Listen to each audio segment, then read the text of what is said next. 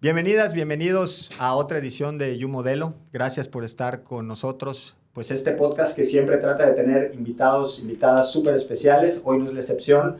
Tenemos con nosotros a Violeta Isfel. Hola. Violeta, gracias por aceptar la invitación a la Universidad Modelo. Sabemos que estás con una agenda brutal y que hiciste un gran esfuerzo. Así que de verdad estamos muy contentos y agradecidos. No, hombre, al contrario por la invitación, muchas gracias.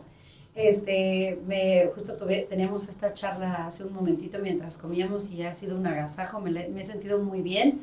Desde que me hablaron yo dije, déjame ver. Y ya que vi que la agenda estaba disponible, pues creo que siempre es padre poder saber cómo lo viven las nuevas generaciones, qué es lo que pudiera yo aportarles en este gran camino que ya llevo, en donde he vivido montonales de cambios, de evoluciones en nuestra manera de contar las cosas, incluso como este podcast. Súper. Antes no había podcast. Es correcto. Y ahora ya hay, ¿no? Muchas gracias. No, gracias. Y bueno, empiezo un poquito como me gusta, que es referenciando un poco, al final de cuentas somos una institución educativa. Cuéntame un poco, Violeta, de niña, la escuela, poquito el tema familiar, hacia dónde llegas, en qué momento dejas o no la escuela, qué empiezas a hacer, hasta dónde, qué estudias, la parte de la actuación. Sí. Vamos por esa parte como de la formación académica. ¿Académica? Bien. ¿Por dónde? Pues mira, la realidad es que yo siempre fui como súper ñoña en la escuela. Okay. O sea, esto es algo que me ha pasado desde chiquitita. O sea, yéndonos a muy, muy atrás, algo que amaba era ir a casa de mi abuelo. Que por cierto, mi abuelo es parte bien importante que yo ya pude iniciar en esta carrera, porque fue el primero que me apoyó. Ahorita voy a eso. Dale. Pero dentro de la escuela, yo tenía 2 años de edad y me acuerdo que me gustaba ver por la ventana de casa de mi abuelo, que vivía en Ecatepec, Estado de México, a cierta hora me asomaba a la ventana y enfrente había un kinder. Okay. Yo veía a los niños que entraban y salían y que estaban como muy contentos, y un día le pregunté qué hacían en ese lugar. Me dijo, es que ahí los niños van a aprender. ¿Qué aprenden? ¿No? Pues a contar los colores. Ay, pues si yo ya me lo sé porque tú me los enseñaste, ¿no? Le decía, y yo no puedo ir ahí. No hay chance de... No hay chance de... Entonces fue muy chistoso porque de hecho la primera que pidió ir a la escuela fui yo. Wow. De hecho me decían que no podía entrar porque era me faltaba chiquita, un año. ¿no? Sí, claro, o sea, tenía yo que entrar de 3. No, Violeta quería ir a la escuela. Entonces estuve no sé cuánto tiempo fregando a mi mamá biológica y a mi abuelo. Y entonces tomaron la decisión de llevarme a la escuela. Y de hecho toda mi vida a nivel académico, llamémoslo hasta la secundaria, siempre tuve un año de adelanto en la escuela, siempre, porque termino la escuela pública, la escuela, este kinder era privado. Entonces yo salí de esa escuela ya leyendo. Ya salí leyendo, ya ves que casi platicar no me gusta, pues no, yo ya había platicado con los niños y ya todo, y ya me sabía muchas cosas que para primero de primaria en una escuela pública estaba como muy adelantada. Entonces me dejaban dormir. En la escuela, para que tú que ibas adelantada. Pero, o sea, literal, como yo ya sabía, me hacían el examen, me hacían las cosas y pues yo ya me sabía todo. Claro. Entonces mis compañeritos en la escuela Benito Juárez en el Estado de México, justamente en Coacalco, Estado de México, fue donde estudié, me dejaban abajo del pupitre, estos grandes que eran como de una, ahí me dejaban dormir.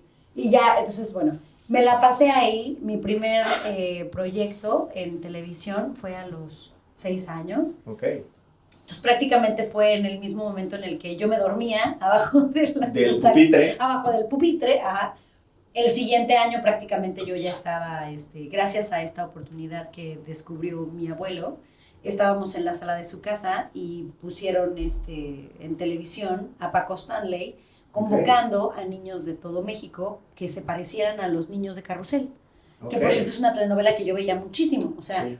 Carrusel, exactamente. Carrusel y mi abuelo y yo fueron como de esas novelas que me acompañaron en parte bien importante de mi infancia. Y entonces dice mi abuelo, lleva a la niña, ya ves que le encanta, porque esto aparte... del hablar. No, y déjate eso, o sea, mis papás eran payasitos en pareja en el pueblito donde vivíamos en Coacalco, Estado de México. Wow. O sea, nosotros éramos los payasitos de la Magdalena Coacalco, que ese era el pueblito en el que vivíamos. Entonces yo crecí desde muy chiquita viendo a mi papá memorizando sus textos, apuntando lo que el sketch que iba a hacer. Yo lo vi ensayando millones de veces como mimo, porque él tenía una rutina de mimo, y lo veía ensayando en la casa, escuchando música clásica, que lo más cercano a la música clásica se lo debo a mi papá, porque compró unos acetatos, que era como todos los éxitos de Tchaikovsky, que por cierto es de mis favoritos, Chopin, tenía a Bach, pero también a Mozart, que era lo que más le gustaba a él, porque tenía como toda una colección, y entonces lo ponía en el tocadiscos, y en un cassette grababa los fragmentos que él necesitaba para montar su show. Exacto. Y entre de pasar de mimo al payasito, que ya hablaba y hacía concursos y todo este rollo, yo imitaba artistas. O sea, yo imitaba con lip sync, o sea, yo ya era una drag. Sí, ya sabes. En los inicios. Yo era una drag queen ahí. Entonces, yo hacía lip sync de Rocío Dúrcal, de Alejandra Guzmán, de Thalía, con este mechón característico rubio. Mi mamá tejía, o sea, mi mamá biológica muchos años tejió, y entonces ella me tejía el vestuario que se pareciera a lo que habían sacado Rocío Dúrcal o Thalía. O sea, como que yo siempre vivía este rollo de la producción sin querer en mi casa. Yo jugaba a ser la maestra y sin saber yo estaba dirigiendo escenas. O sea, yo le decía a mis compañeritos, yo soy la maestra y entonces tú te sientas ahí y tú ahí. Entonces, cuando yo diga, hola niños, tú vas a decir. Y dabas pauta, y te equivocaste, a ver, otra vez. O sea, sin querer yo ya estaba haciendo como escenas. Era muy chistoso porque siempre, gracias a Cositas, que sí fue parte bien importante de mi infancia, a mí no se me cerraba el mundo. Ella fue la que me enseñó a que tú podías crear tus juguetes y tus cosas. Yo hacía utilería sin saber que estaba haciendo utilería. Entonces era muy chistoso porque me hacía unos cuadernitos para mis alumnos cuando jugaba a la escuelita, ¿no?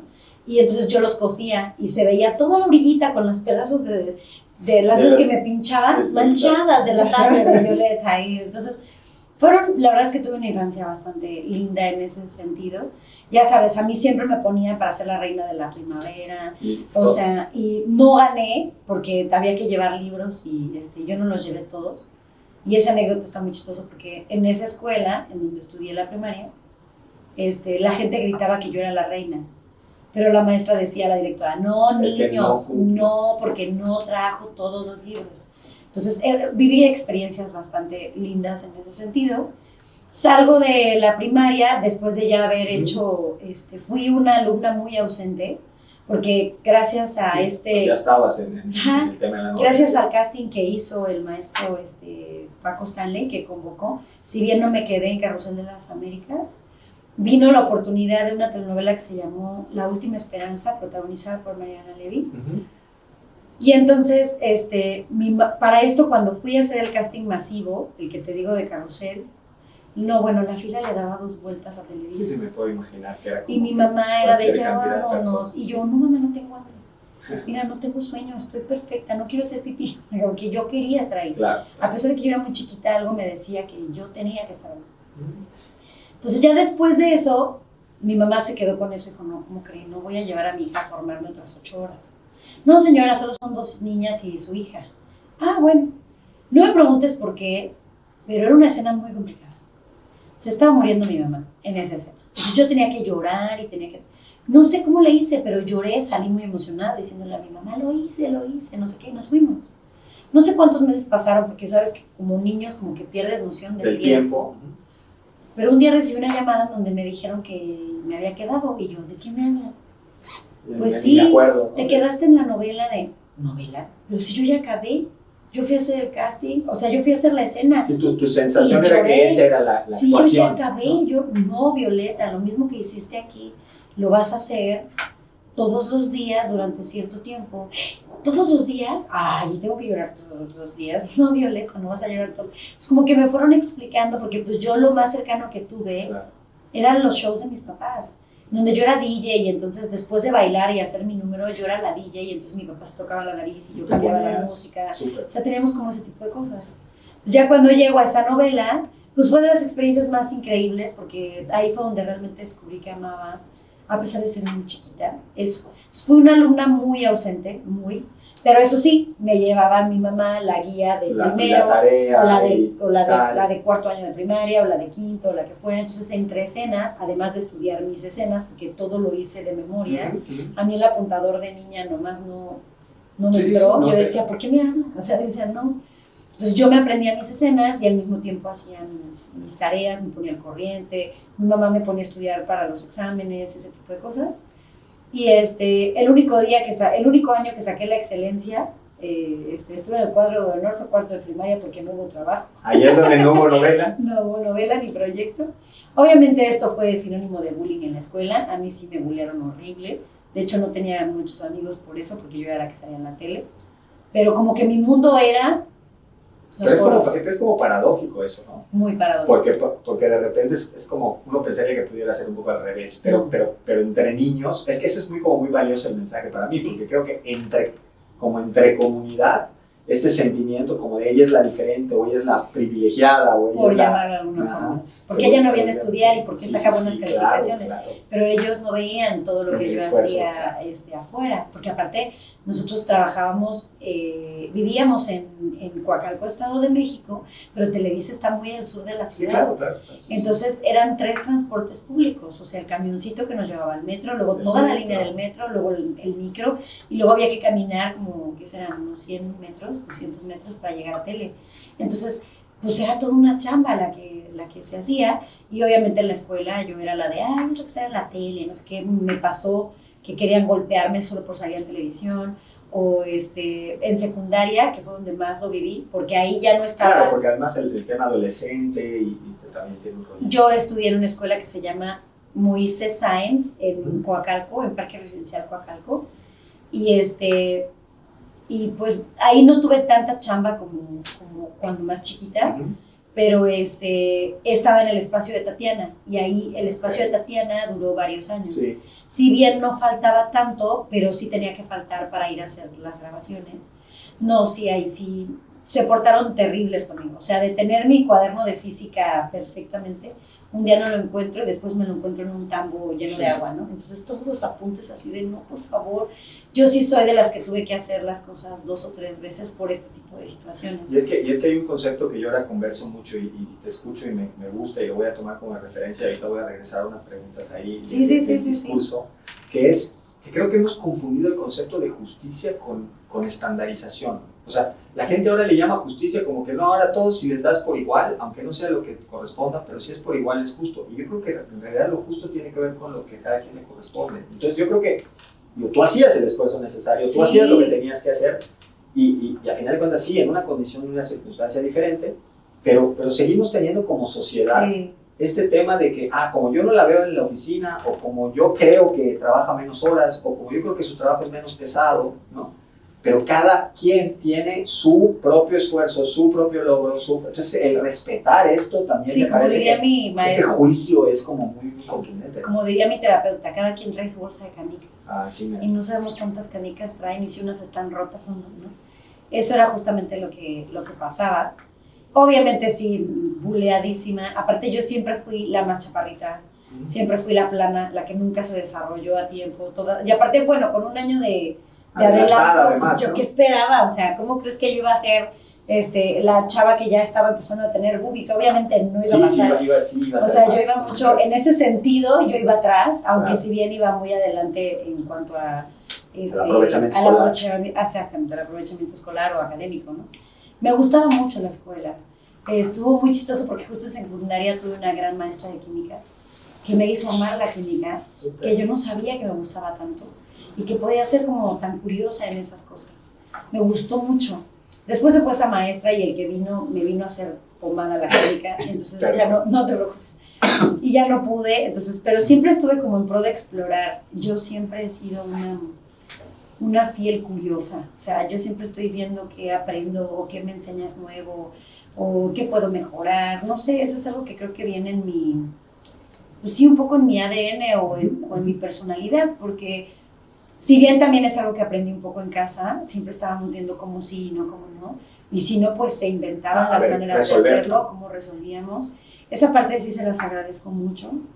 Terminé la secundaria, pese a todo el bullying, a que intentaron golpearme, a que tenía una amiga, creo, y las demás eran terribles conmigo, que si bien tuve que defenderme alguna vez. Claro. Y que no es que me haya madreado a alguien, pero sí una vez me sacaron de mis casillas y sí, era un chaparrito que me molestaba mucho y no supe en qué momento lo agarré del cuello y lo pegué a la pared y le colgaban los pies y yo no me había dado cuenta. Bueno, ya eso fue un tema como muy iracundo. Pese a todas las pruebas de eso, cumplo 15 años, yo ya había acabado la secundaria, estaba entrando en la preparatoria, entré al primer año al primer semestre, de hecho. Sí, empezando. Ni siquiera acabé el primer año de preparatoria. Igual estudié en el Estado de México, en Ecatepec, en una institución, la 48, si no mal recuerdo. Y entonces hubo un montón de cosas que pasaron en mi vida bastante severas a nivel familiar, en donde me vi en la necesidad de salir corriendo de mi casa. Okay. Tal vez no me fijé exactamente hacia dónde iba o con quién estaba compartiendo las cosas. Yo me fui de casa muy chica, yo me fui a los 15 años y medio. Y llegué a vivir con el papá de mi hijo, que ya era un chavo de 21 años. Okay. O sea, pero con mucha aparte, diferencia de edad. ajá, y además con su familia, o sea, con sus papás, con todo, en esta historia de que me habían corrido de mi casa, porque me daba muchísima pena hablar de las razones por las cuales me había ido. Y lamento no contarles tal vez eso a grandes rasgos o con ciertos detalles. No es una parte de mi vida. Sí, que te guste recordar o regresar. Pues sí, y más que eso, es una parte de mi vida que no considero necesario hacerlo público. Pero fue muy delicado, fue muy, muy fuerte para mí. Entonces, en afán de querer sacar adelante mi vida y ser agradecida porque me habían dado un techo, entonces me volví la chacha de ese lugar. Yo era cenicienta, entonces todo hacía, yo cocinaba. Que por otro lado les agradezco esa parte porque si bien yo ya sabía yo algo, pero cocinar y hay un montón de cosas que no sabía hacer. Claro. Entonces digamos que a la mala si tú quieres y con un montón de errores, pero logré aprender muchas cosas. Y viví ahí 3 años y cacho y fue cuando tomé la decisión de ser mamá. Y digo tomé la decisión porque sí es algo que hice, no es como que yo me comí la torta antes del recreo como bien dicen o ay, como quiera tenías 3 años de relación con alguien. Pues sí, en realidad fue como a los 2 años casa. En una casa y según yo tenía una familia y dije, pues claro. Y aparte la situación ahí empezó a ponerse escabrosa con él, un poco agresiva y entonces como que yo quería una familia y tomo la decisión de ser mamá en mi ignorancia, incluso mala educación emocional o por llamarlo de alguna forma, y también el hecho de que era muy chiquita, creo que tenía 18 años. Cuando nació mi hijo tenía 18, cuando tomé la decisión tenía como 17. Claro. Entonces fue como muy inocente, tomo esta decisión, me embarazo y obviamente la escuela pues la tuve que soltar porque no me aceptaban regresar a la prepa a la mitad del curso. Entonces sí. Yo tenía que haberme esperado como más tiempo. Y dije, bueno, ya habrá tiempo. A mí la escuela me gusta mucho. Y entonces tomo la decisión de, cuando me fui de mi casa, fui a buscar prepas, quiero que sepas. O sea, no es como que yo me fui y ya. Yo fui a buscar prepas, fui a buscar todo y pues justamente no me dejaron volver. Y en el esperar, de pronto sucede la noticia de ser mamá, entonces tuve que poner el nivel académico o de ponerlo en otro sitio por las circunstancias en las que estaba viviendo y porque había que sacar adelante a mi hijo. Tomo la decisión de irme de casa del papá de mi hijo porque estuvo a punto de golpearme y dije, no, esto ya no está padre. Si bien yo recibí una beca por parte del SEA, porque me apoyó mucho el señor Eugenio Cobo, que es el director del SEA, porque aparte el SEA llegó a mi vida hasta ese momento, antes de ser mamá, a los 15, 16 años. Okay. De los 15 a los 16 yo estudié en el Centro de Educación Artístico de Televisa, que por cierto, qué grandes escuelas, o sea, qué gran escuela y qué grandes maestros tienen. A mí me pareció brillante, no me dejaron estar los 3 años porque a mí ya me llamaban para trabajar. Claro, o sea, ya como que se aceleró también el proceso. Exacto, entonces me dijeron, no, solo vas a estar 1 año. Y yo, ok. De hecho, los últimos 6 meses me los pasé grabando Entre el amor y el odio, una telenovela con Susana González y Évora. Y la maestra Marga López, que cuánto me enseñó, la amo con todo mi corazón, en donde Diosito la tenga. Y entonces, me veo como en esta circunstancia y dije, bueno, ya llegará el momento en el que pueda ir a la escuela. Mi intención siempre fue volver a la escuela. Pero no podía, no podía. De hecho, la escuela es en sí, después de que terminé el SEA, aún a pesar de terminar el SEA, yo siempre estoy en la búsqueda de cómo actualizarme. Capacitaciones, de cursos, capacitar, talleres. exactamente, siempre estoy ávida de eso. Yo terminé la prepa gracias al examen que se llama Ceneval, creo que se llama, el de Ceneval, al general, porque me tuve que esperar a los 25, no, pero yo ya tenía más, yo tenía como 27 años. Cuando dije, ya tengo la edad, ya me dan permiso de hacer el examen. Bien, entonces tuve toda una capacitación en mi casa, estuvo muy chistoso, porque ahora el que me ayudaba con las tablas y todo eso era Omar. Ay, mamá, ¿cómo no te las sabes? Y yo, ay, de veras, no tengo tu edad, yo lo hice cuando era chiquita, jajaja, entonces nos moríamos de la risa. Entonces mi hijo también siempre ha visto esta parte de mí en donde, de hecho, quise estudiar la universidad, estaba estudiando psicología. Después me fui más por psicología transpersonal en una institución con este tipo de carreras como ejecutivas, les llaman, en donde lo puedes hacer casi que en línea o que te llegan toda la información y tú te pones tus horarios y vas entregando trabajos. No hubo manera. O sea, lo intenté y no se pudo por la carga de trabajo que digo, gracias a Dios. Claro. De una u otra forma, siempre... Ya estabas enrolada en eso. No, y siempre he tenido trabajo. Era muy difícil porque o me metía al internet a hacer mi investigación y todas estas cosas, o estudiaba el guión que tenía que memorizar, o las escenas que tenía que presentar, más los ensayos, o sea, como que llegó un momento en el que por más que yo quise continuar hacia una en tiempo, ¿no? licenciatura o algo así, pues ya no se pudo. Y ahorita, bueno, o sea, creo que voy a estudiar una carrera universitaria ya de viejita o algo así.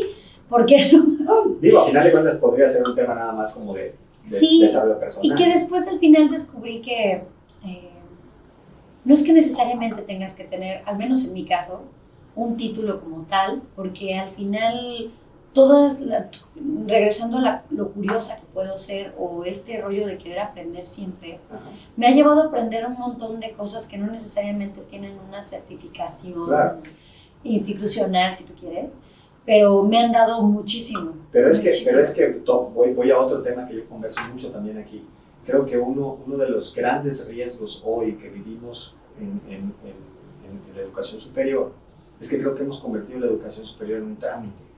Y cuando tú estás en un trámite, tú lo que quieres, tú vas por tu pasaporte, por tu licencia, lo que quieres es que vámonos, dame mi papel y sácate la chingada. O sea, tú lo que quieres es que pase y largarte.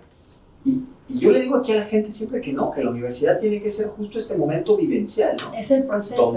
Donde disfrutes la ruta, donde hagas redes, donde te pase lo que sea, porque como quiera aquí, digo, no es que yo lo promueva, ¿verdad? Pero yo le digo a los estudiantes, aquí intenta todo, porque aquí el peor escenario es que repruebes. Claro. Y si repruebes no pasa nada, habrá algún examen adicional o algún recursamiento, yo qué sé, pero si te equivocas ahí afuera, te puede costar. Te puede costar el patrimonio, te puede costar la pareja, te puede costar la familia, te puede costar la libertad, el trabajo, o sea, es decir, entonces, para mí tiene que ser un tema mucho más vivencial. A mí me da mucha risa cuando estábamos en este tema de la regresada o no de la pandemia, y la gente decía, no, pues es que sí vamos ya a regresar a la escuela, pero va a ser voluntario, ¿no?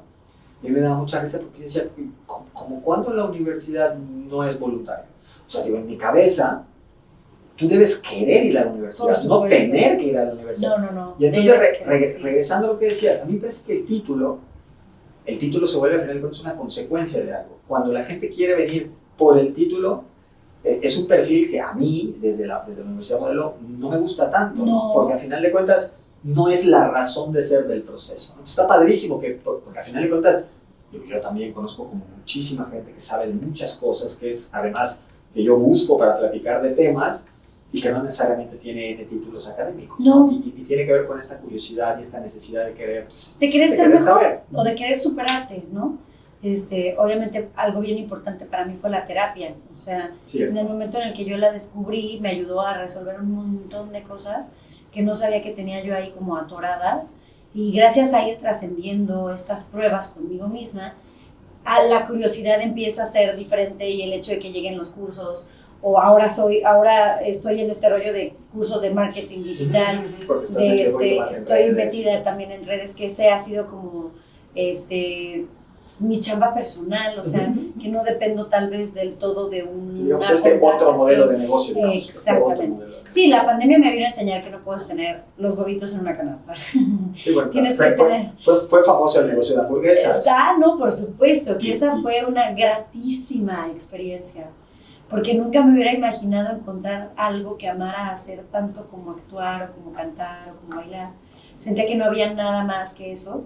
Y gracias a Isfel Burgers, que así es como se llamaban mis hamburguesas, Isfel Burgers, descubrí que le tengo cierto amor a la cocina. Super. Este rollo de que preparas algo con una intención amorosa que sabes que trascenderá la salud o la felicidad de alguien o la sonrisa o escuchar a un niño decir, mira mamá, es que esto me parece una hamburguesa zombie, porque como llevaban espinacas, se veían así, ¿no? También tenían ese como colorcito concepto muy particular y entonces estaba alimentando también a los niños y a las familias en un momento tan difícil y tan complicado. Entonces para mí no solo fue hacer hamburguesas, claro, ya todo trasfondo, ¿no?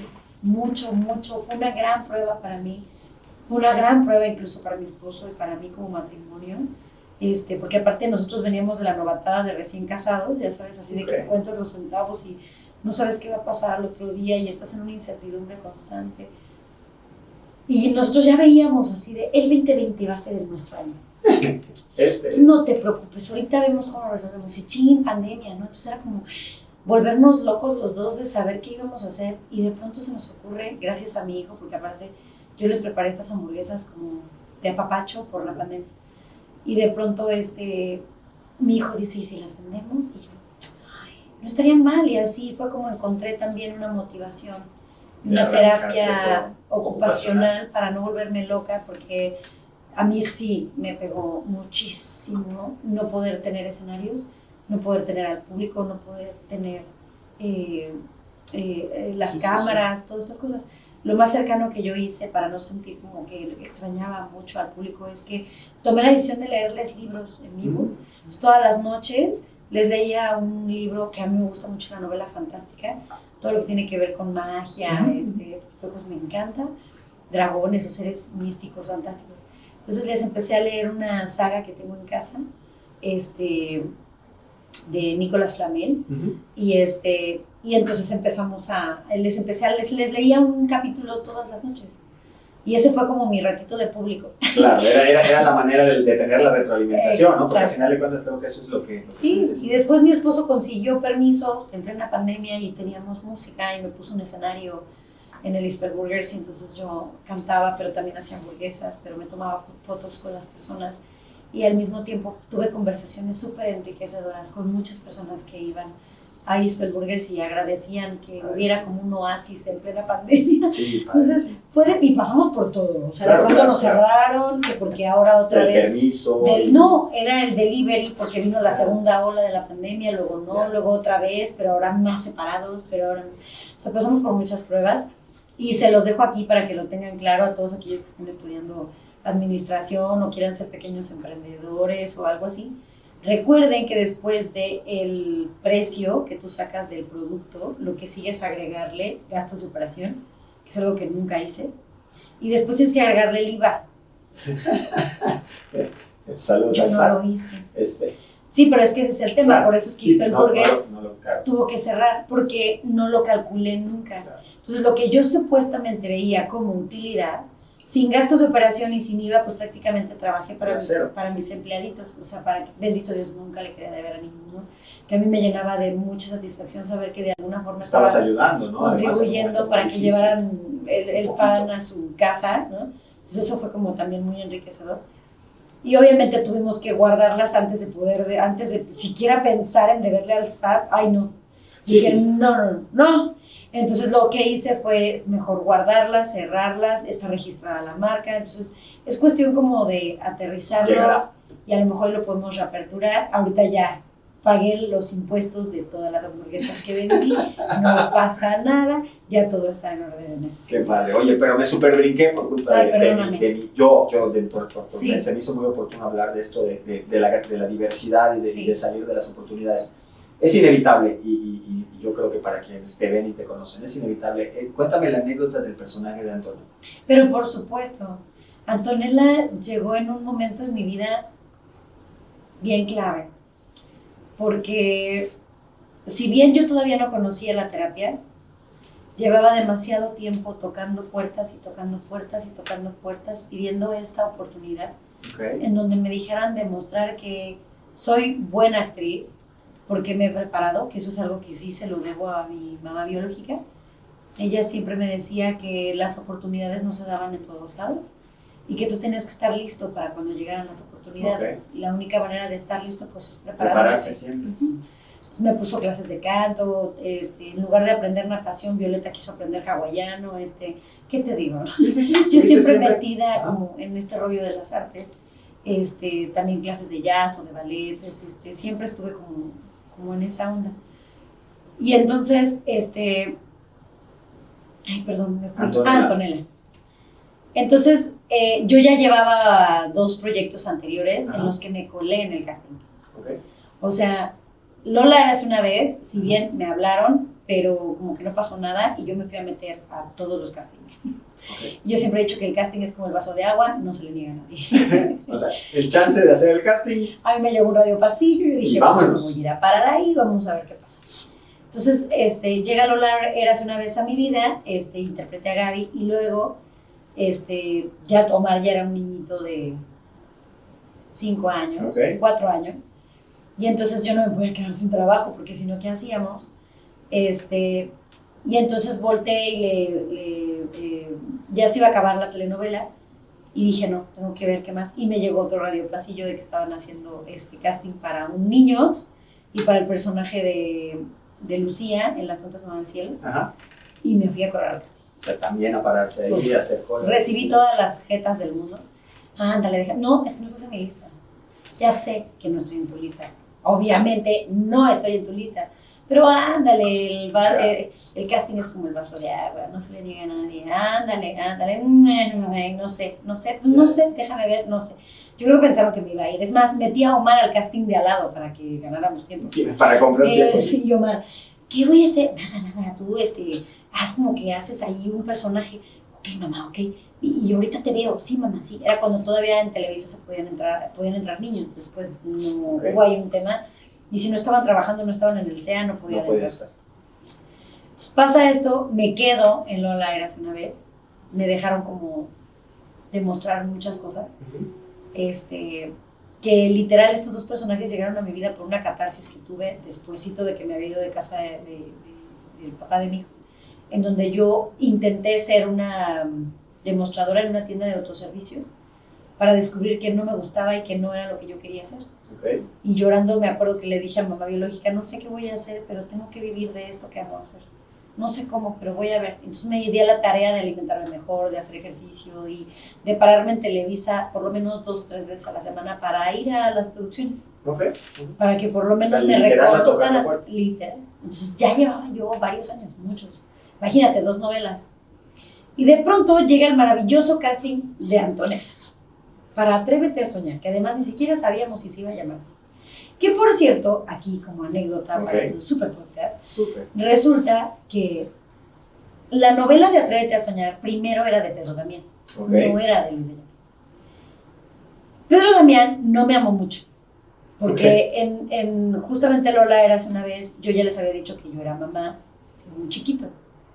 Y de pronto nos dijeron que teníamos que viajar mucho.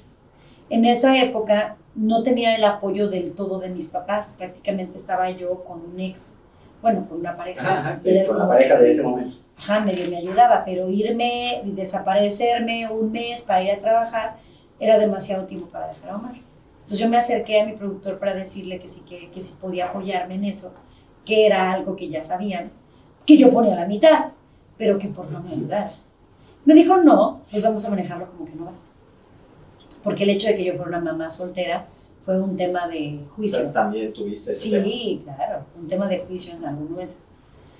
Y entonces me dijo, no, entonces vamos a manejarlo como que no vas. Y le dije, ok, maestro, como usted me diga, pues el productor es usted. Entonces, no sé, cada vez que había salidas, mis textos se los tenían que dar a otras personas, porque era obvio que no me iban a llevar. Porque yo siempre defendía a mi hijo, siempre. Entonces, por ese lado... Entonces yo dije, chin, viene una novela juvenil otra vez, porque aparte yo venía queriendo entrar a una telenovela juvenil desde clase 406. Okay. Ya había pasado el boom de Rebelde. Bueno, pobre Marta Góngora, que era la jefa de reparto, bueno, me odiaba, me alucinaba. Me alucinaba, porque ¿qué pasa, manita? Ya tenemos algo. Así, ¿no? Y no, me odiaba. Entonces, para que ya la dejara de fregar, no me acuerdo si fue en Rebelde o en clase 406, me dio el papel de una secretaria. Para que yo saliera al aire y ya no pudiera ser otro personaje. Ya estabas ocupada. No, pues es que haces uno y claro, ya no puedes salir otra vez en el mismo proyecto. O sea, me dio un día de llamado y literal creo que dije 2 cosas. Y ya nunca más fui a molestar a Marta porque ya no podía salir en esa novela. Entonces fue como, ya llevaba yo un rato. Entonces llega este casting, bueno, supe que era para Pedro Damián y dije, no, pues ya valió. O sea, ni me voy a parar ahí porque...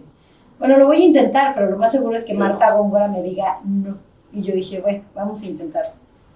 Y después no sé qué pasó, ese proyecto como que se quedó en un limbo y luego se lo dieron a Luis de Llano. Y entonces yo no sabía que era el mismo proyecto que se supone que le iban a dar a Pedro Damián. Simplemente lo manejaron como que era una novela nueva. Sí, como que era un nuevo proyecto. ¿No? Aparte muy chistoso porque no tenía mucho que había ido a ver al maestro. Yo ya aquí despepitando de todo. No, bueno, para eso es el podcast. Había ido a ver al maestro Eugenio Cobo porque yo ya llevaba un rato buscando trabajo y no me contrataba. Y le dije, maestro, ¿me tengo que poner chichis o qué? ¿Qué más tengo que hacer? ¿Qué hago? ¿Me pongo chichis o qué? Y se moría de risa el maestro Eugenio Cobo y me decía, Viole, con esa cara de niña, ¿cómo crees? No te vas a poner chichis, ¿no? Tienes que entender que tienes que buscar un personaje para ti. Que se adecue. Ajá. Y fue cuando llegó Lola y cuando llegó Las Tontas, en donde hice chavitas de 16, 17 años. Como que ya le empecé a agarrar la onda. Y cuando me entero que estaban buscando una chiquita, dije, yo me voy a ir a parar. No sé si vaya a ser, pero me voy a ir a parar ahí. Y entonces pasé por chorrocientos mil filtros. Quiero que sepas que para Atrévete a Soñar tuvimos una especie de taller que duró como 6 meses. En donde tallereaban a los personajes y de pronto llegabas al taller y ya no había gente. A lo mejor de 10 que éramos... Sí, claro, iban como desapareciendo, ¿no? Ajá. Iban como desapareciendo. Y ahí y ojalá que me den llamado para el siguiente y así no la llevábamos. Y un buen día, ya se supone que ya nos habían dicho que todos los que estábamos ahí nos habíamos quedado con un personaje, pero que todavía no nos decían cuál. Ok. Yo dije, bueno, pues mira, mientras haya chamba está bien. Y Mario Lafontaine era el director de arte y de vestuario y de todas estas cosas. Era el que diseñó el uniforme, diseñó muchas cosas. Me dice, mira, Violeta, lo que pasa es que el maestro Luis de Llano dice que no te puede ver fashion. Que aparte yo venía de Las Tontas No Van al Cielo, en Converse, siempre me veían como, pues sí, como muy natural, muy normal, como que no te puede ver fashion. Pero todos en la producción queremos que seas tú. Porque cantas bien, porque bailas bien, porque te ves chiquita y además Antonella, como tal, el personaje, tenía que lograr cierta sensualidad sin que fuera burdo. Claro. Es esta sensualidad inocente que las chiquitas de más 14 de adolescentes. claro, que las chiquitas de 14 años pues no iban a tener el regulador para que no se viera ni burdo, pero que tampoco se viera actuado, sino que realmente la sensualidad que pudiera tener Antonella, si bien en su inocencia, fuera genuina. Entonces la carga emocional que el personaje necesitaba, pues no era simple. Claro. Entonces mi director, que le debo todo, que es Rodrigo Saumbos, que ya lo tenía en Las Tontas No Van al Cielo, él insistió y esa historia me la acaba de contar porque me lo encontré en el cine. Insistió en que tenía que ser una mujer que no diera que diera la edad, pero que no tuviera la edad del personaje. Sí, claro, una mujer mayor haciendo lo que una pareciera. Chiquita, eso era lo que quería. Entonces, yo quería que fueras tú, porque en la terna estuvo Natasha Duperón y me acabo de enterar, yo no sabía que Natasha pudo haber sido Antonella, y otras compañeras que no me mencionó su nombre, pero dijo que había como 3 o 4 y no se decidían. Y yo, no me digas así. Entonces, me dice Mario Lafontaine, necesito que te traigas ropa linda. Para esto, en esa época, yo no tenía como muchas opciones o así. Entonces, yo en el metro iba en pants. Claro. Llegaba a Televisa y me cambiaba. Y ya iba yo muy cuca y muy mona. Entonces, bueno, me llevó un vestidito, él me maquilló, me peinó, me llevaron con el maestro Luis de Llano, me vio y me dijo, sí te puedes ver fashion. perfecto, el personaje es tuyo. Y yo, ¿qué? Pero aparte, todo el mundo hablaba de Patito Feo en México, porque primero llegó la versión argentina. Yo no tenía idea de qué me estaban hablando. Que por cierto, esa es una de mis técnicas number one para generar a mis personajes. A mí no me gusta ver la referencia las referencias, previa. Porque a mí me gusta crearlos como míos. Me gusta hacerlos míos, me gusta crearlos desde cero. Esa es mi parte más divertida, la más favorita, todo.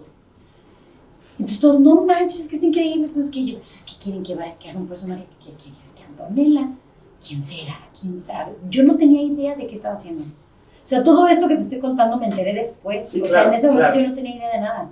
Y entonces de pronto le digo a mamá, estaba con Omar, me estaba ayudando a cuidarlo, y pongo la tele y yo, a ver, ¿de qué tanto hacen de esto? A ver, vamos a ver. Y le pongo play, solo para ver en qué momento hablaban de ese personaje, y en eso me entero que era el antagonista de la historia. Apagué la tele, le dije, no es... Entonces estoy audicionando para él. Y después vino ya lo de Luis de Llano, me dijo, te quedaste con el papel, y entonces dije, este es el momento de mi vida. Esa es la oportunidad que llevo buscando desde hace 5,000 años. Claro. No la puedo cagar, no me puedo equivocar. Entonces, todo lo creativa que puedo ser se lo llevaba al director, todas las frases que existen, que te gusta 95% son mías. Claro, porque desde ahí hiciste muy genuino también. Totalmente. Es una Antonella, la Antonella es tuya, ¿no? Sí, totalmente. Y eso está padre porque la versión de Argentina es brillante y es hermosa, pero tú pones a la Antonella de Argentina y a la Antonella de México y no son parecidas en absoluto. Entiendo perfecto. O sea, cada una en su propio universo vive, funciona perfectamente y no se empata con la otra. Y no dejan de ser Antonellas, ¿sabes? Perfecto. O sea, es una cosa como muy padre. El tema de la pluma fue toda una historia porque nos pidieron en el taller que lleváramos un objeto. Y yo no hallaba qué llevar porque la otra Antonella ya había usado todo. Claro. Sombreros, corbatas, calcetines, guantes. Un poco en esa intención también de ser genuina, ¿no? Estaba haciendo este esfuerzo de hacer... porque lo fácil era repetir, Pero no porque querían diferenciar la versión Atrévete a Soñar, la de México, de la de Argentina, claro. Que lo que Argentina tenía es que, o bueno, al menos es lo que nos dijeron, es que si no eras fan de la serie, era muy difícil diferenciar a los personajes. Claro. Y lo que querían hacer en México es que cada personaje tuviera un color en particular o un objeto en particular, como para poder delimitar a los personajes visualmente. Y entonces esa pluma me la regaló mi mamá biológica del centro de la Ciudad de México, como decimos allá, se fue a chacharear un día. Y entonces la encontró y me la regaló meses atrás. Y yo estaba apuntando, que por cierto existe esa libreta todavía en mi casa con esos apuntes. Y entonces veo la pluma así, que por cierto la traigo tatuada, aquí está. Y entonces dije, claro, Antonella sueña con ser una superestrella. Y ella se cree una superestrella. Obviamente, ella tiene que estar preparada si un día le piden un autógrafo. O sea, si le piden un autógrafo, no va a sacar su pluma de la lapicera. Ella tiene que traer su pluma especial para los autógrafos. Esa fue mi justificación. Padrísimo, ¿no? Porque construiste la historia detrás de la pluma. Entonces llego con la pluma y les digo, este es el objeto. ¿Por qué? Les doy mi justificación y me dijeron, perfecto, me encanta. Nunca nos hubiéramos imaginado que esa pluma se convertiría en el cetro de Antonella. Claro, se volvió como un gran referente. Totalmente. Tú veías a las niñitas y la que traía la pluma era Antonella. Sí. Entonces, y aparte me sorprendió muchísimo porque esa pluma no solo se vendió en el centro y en todos lados, sino que Sanborns la tenía, todo este rollo. Televisa se empezó a dar cuenta y dijeron, no, me quitaron esa pluma y me dieron otra. Que ya comercializaron ellos. Claro, ya sobre un de merchandising, ¿no? Que aparte quiero que sepas, yo fui parte del departamento creativo de la nueva pluma. Yo tenía esa pluma shakespeariana así en mi casa y les dije, pues a lo mejor podría ser algo así. Me la puedo llevar para que hagamos la réplica, o sea, para que sea la réplica de las demás. Ok. Y gracias a esa pluma que yo propuse, hicieron todas las demás, que ya fueron como las oficiales de Atrévete a Soñar y que tenían unas cositas que colgaban y todo, pero la gente ama la primera. Sí, claro, digamos, la original, ¿no? Que ahora, quiero que sepas, es una marca registrada, Plumanto by Violeta Isfel, y ahora me las hacen, o sea, me las maquila una familia en la Ciudad de México. Y si tú entras a mi Instagram, en la parte de la biografía están los links para que puedas comprar una pluma de esas. Súper. Porque ya nadie las hace. Pero ahora gracias a que vino, exactamente, gracias a que ahora vino este maravilloso reencuentro que yo venía esperando desde hace mucho tiempo. Porque, por cierto, regresando a Antonella para mí fue abrumadora. Sí, claro, me imagino. Para mí era demasiada la presión que yo misma me ejercí para demostrar que podía.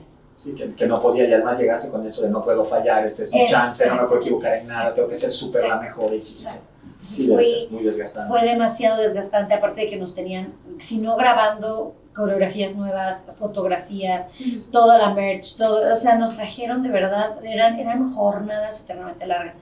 Luego vinieron los conciertos, los ensayos para los conciertos, o sea, de verdad estoy muy agradecida por todo eso que viví.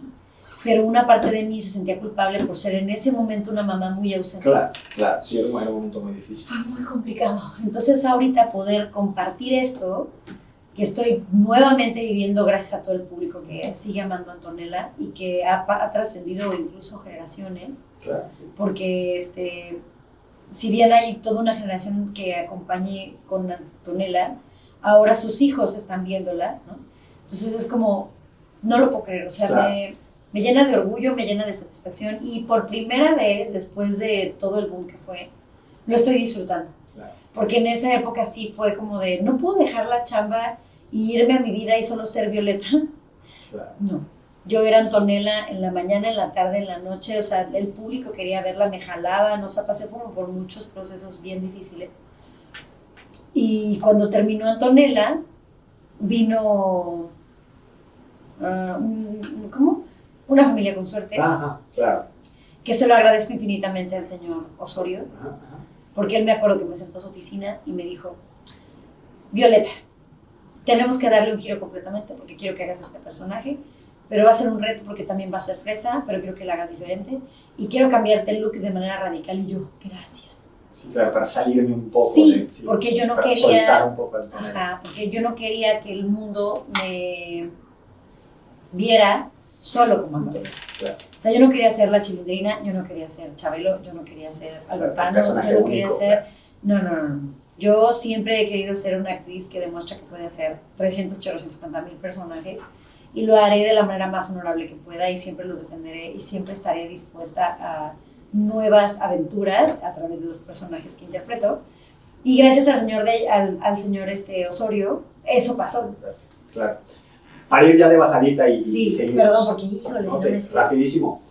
No quiero dejar pasar esta oportunidad porque sé, lo conversamos hace un momentito y para mí, aunque sea de manera muy breve, pero sí este mensaje es muy trascendente para la comunidad de este podcast. Es este momento de alguien que es súper curiosa y súper preparada y súper intensa y siempre proactiva y tal, entra en este proceso de depresión. Sí. Cuéntame un poquito la identificación, cómo funciona, cómo se sobrepone muy rápido para poder dar un poquito este mensaje de, bueno, es algo que está ahí. Sí, pues mira, tienen que saber que todos estamos propensos a eso. Claro. Y después de uno de los problemas más graves sociales que fue pandemia, ahora más aún estamos propensos a eso. Yo era de las que decía, depresión, por favor, ¿eso qué? Eso a mí no me va a pasar jamás. A mí nada, bueno. Hay dos maneras que te dé depresión, incluso hay muchas más, pero de las como más emblemáticas o de las que más comunes, es que te dé porque trabajas demasiado, o sea, te vas como en un rollo en un rush de trabajo, yo puedo, y de pronto viene y entras en este cuadro depresivo, o aquellos que de plano entran directo al depresivo y no quieren hacer absolutamente nada. A mí me pasó por estar trabajando de más y Stellburgers fue demandantísimo cuando se empezó a recuperar todo también a nivel artístico y yo por el miedo a quedarme sin trabajo otra vez como sucedió en la pandemia me puse a todo sí. Además de un proceso hormonal que viví por querer ser mamá y entonces como que se juntó todo y caí ahí. ¿Cómo lo detecto? Primero me descubrí en pijama, creo que una semana entera, y era la misma pijama. De esas veces que a lo mejor no había mucha chamba y entonces me quedé en casa, ¿no? Y entonces no hacíamos nada más que me levantaba, comía, medio me volvía a dormir y así. y yo dije, bueno, he estado trabajando mucho, me lo merezco una semanita, una semana. Pero de pronto una semana se convirtió en casi un mes, a lo mejor no con la misma pijama, pero sí en este rollo apático, irritable, porque también estuve con mi familia como muy irritada todo el tiempo. Y después de eso, mi muro de contención o mi trabajo de contención fueron mi esposo y mi hijo. Okay. Que me dijeron, ¿ya te diste cuenta que me estás hablando terrible? ¿Que te estás portando? Y de pronto fue verme al espejo y no ver lo que me gustaba. Empecé a engordarme, empecé a ponerme como rara, como diferente. Y dije, bueno, pues a lo mejor es un proceso. Está bien. Pero lo que detonó así al máximo es que llegó un proyecto de teatro y me dio hueva.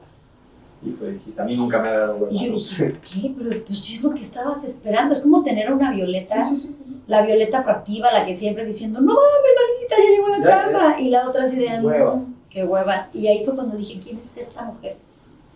¿Quién es esta persona? Esta no soy yo. Qué miedo. Entonces me empezó a entrar una angustia terrible. Y dije, yo estuve en terapia, terapia constante, 2 años, 2 horas cada semana. Okay. Después de Atrévete a Soñar, esos 2 siguientes años estuve en terapia constante. Luego mi hijo entró a terapia y yo con él acompañado dependiendo de lo que la terapia. ¿Y todo fue psicoterapia? ¿Tú tuviste medicación también? No, eso fue después, pero lo que voy es que la terapia fue antes, entonces como que yo ya tenía cierta educación. Entonces eso me ayudó muchísimo para decir algo está pasando mal. En la identificación. Ajá, y entonces hablé con la terapeuta, le dije, oye, está pasando algo. No sé qué es, pero estoy sintiendo una angustia terrible, esto. Me hizo 2, 3 preguntas más, estuve una sesión con ella y me dijo, ¿tienes depresión? Y se me cayó el mundo. Sí, claro. O sea, si ya estaba hundida, ahí fue peor.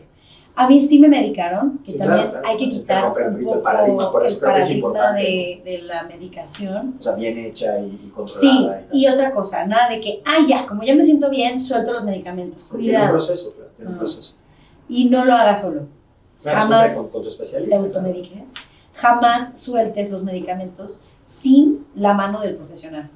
Porque acuérdense que este tipo de condiciones como depresión, ansiedad, esquizofrenia, todos aquellos problemas mentales, emocionales, van prácticamente de la mano.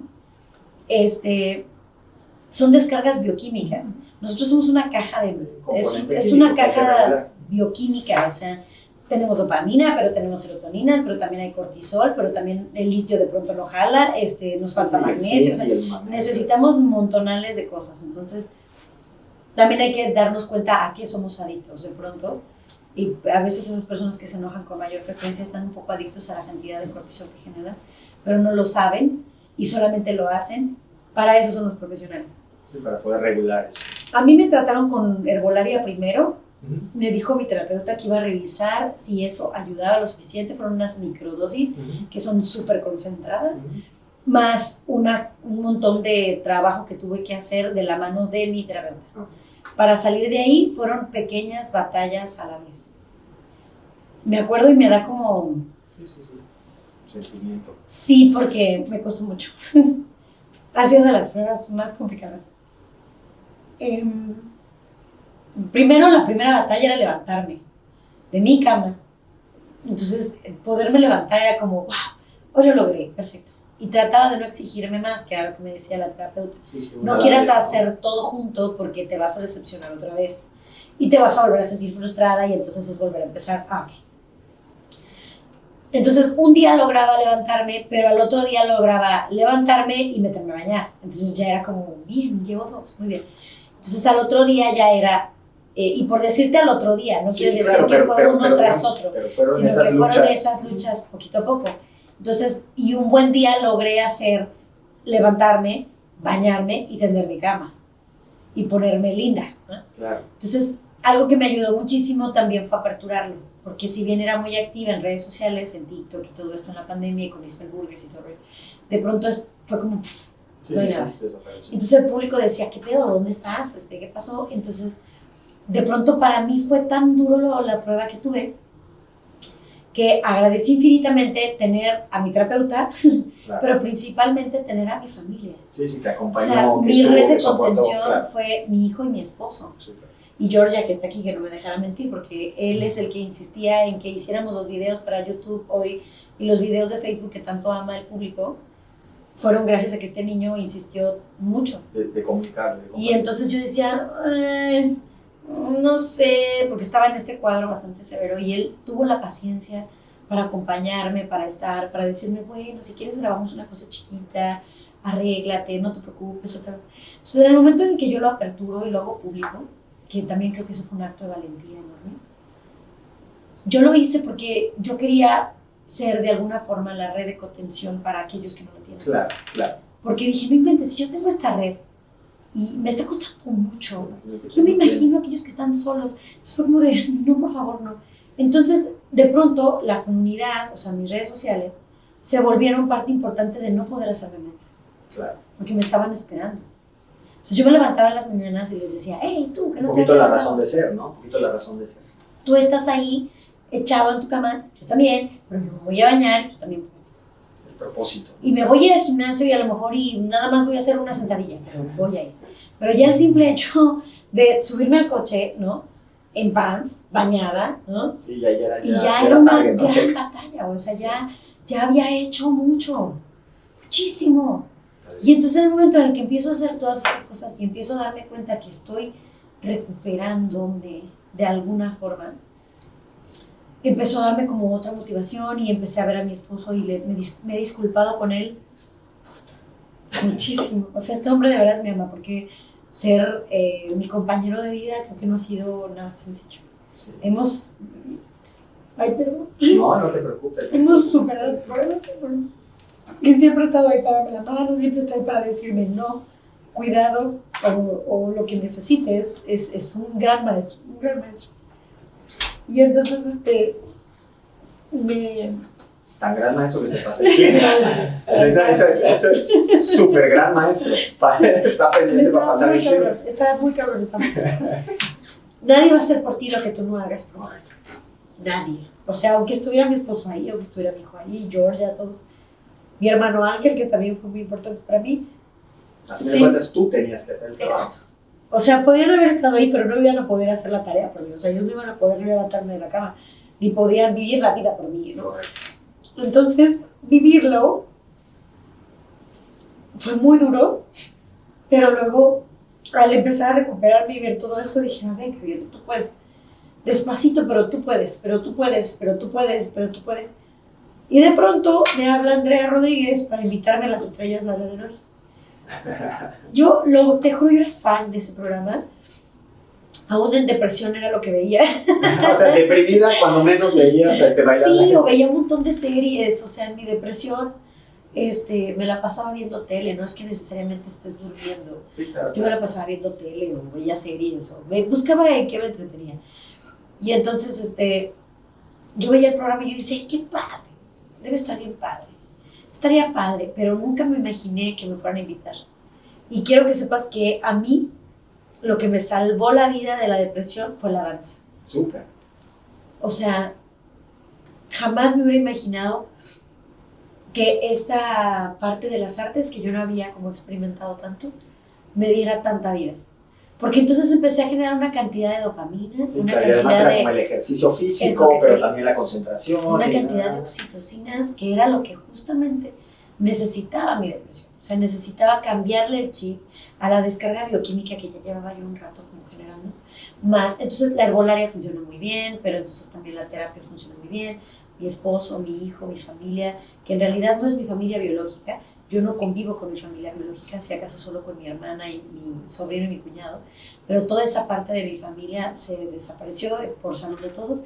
Entonces realmente hoy te puedo decir que tengo más familia que el hijo, y mi hijo, ¿no? Que ese sí es de mi entraña, pero se volvieron, y sobre todo el público, o sea, sobre todo ellos. El acompañamiento. Ellos han sido una clave. Entonces por eso hoy, cada vez que se acercan o me piden una foto o me dicen, vi tus videos o lo que sea, yo jamás me atrevería a decir, no puedo. Mi manera de agradecerles es siendo lo más auténtica, lo más real posible y que el público ya sabe que soy tan real como cualquiera. O sea, a mí no me alcanza, también me he deprimido, también está complicado, también he superado un montón de pruebas. Y de pronto cuando me di cuenta empecé a recibir un montón de mensajes en el Instagram diciéndome, Viole, es que si tú pudiste, creo que yo también. Claro. ¿Qué puedo hacer? ¿Qué esto? ¿Qué lo otro? Entonces, obviamente yo no soy una experta, que es lo que también les hago saber. No, pero bueno, solo desde la experiencia, ¿no? Pero lo que sí te puedo decir es, mi terapia, claro. Lo que sí te puedo decir es, asesórate legalmente, claro. Porque de pronto surgieron un montón de historias que nunca me hubiera imaginado que así como yo, había tantas personas pasándolo así, ¿no? Tenía una noción. Padrísimo, padrísimo. Pero así fue. Oye, pues nada, podríamos estar aquí horas, pero vamos con las 3 preguntas que le hago a todas nuestras invitadas y nuestros invitados, ya para ir cerrando. Estuvo padrísimo y yo te lo agradezco muchísimo. Muchas gracias, mil disculpitas. No te preocupes. Y vamos con las tres peticiones que hacemos aquí en You Modelo. Una es, ya que nos conoces, ya que hemos platicado un ratito, sabes cómo somos, si tuviéramos que invitar a alguien a You Modelo que creas que puede tener un impacto en esta comunidad y que puede dar un mensaje padre a nuestra comunidad, ¿a quién invitaríamos? A Luis Fernando Peña, sin duda. Luis Fernando Peña. De hecho, Luis Fernando Peña fue justamente mi fiel compañero en Las Estrellas Bailarán. Y hoy, gracias a ese compromiso que los dos asumimos, fuimos bicampeones de ese reality. Cualquier cosa. O sea, el año pasado empezamos el año concursando y ganamos. Gracias a eso vino Lagunilla, mi barrio. Y ahora, en diciembre, otra vez se hizo y lo volvimos a ganar. Entonces, creo que es al que debes invitar. Bueno, te ayudaré. Nos ayudarás a traerlo entonces. Está bien. Segunda, algo que creas que no has dicho públicamente que nos quieras compartir. Algo, cualquier cosa. Algo anecdótico, chiquito. Pues mira, algo anecdótico, chiquito, divertido. Me acaba de pasar llegando a Mérida. Estaba en el baño de mujeres del aeropuerto. Ya sabes que reto, que íbamos al baño y todo eso. Y en eso se acercó una chiquita a tomarse una foto y en cuanto me pone la cámara enfrente, bueno, era un filtro. Okay. Pero de ese que te deja así, que te hace lifting así. Es un botox así, la boca así. Entonces le dije, ay, qué horror, pero aparte ni lo pensé. O sea, sí, claro, se te salió literal el ay, qué horror. Ay, disculpa, pequeña, no fue mi intención.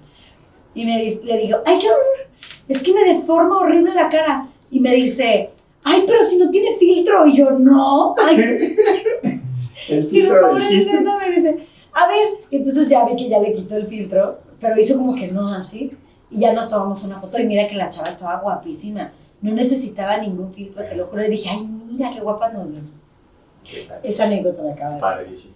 Y cerramos. Pues la verdad es que You Modelo tiene un poco esta intención de encontrar referentes, modelos a seguir. Este juego de palabras del You Modelo, de Universidad Modelo y el Tu Modelo. Y nos gustaría que termináramos el programa diciéndonos, Violeta, si tuviéramos que completar la frase, Violeta Isfel es modelo de colección de experiencias. De colección de experiencias. Sí, yo me declaro una fiel coleccionista de experiencias. Y creo que gracias a todas esas experiencias, hoy puedes ver a esta mujer que no se cansará de coleccionarlas.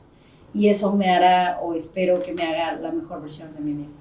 Muchísimas gracias, de verdad, te lo agradecemos muchísimo. Fue, yo creo, un episodio padrísimo y lo vamos a disfrutar.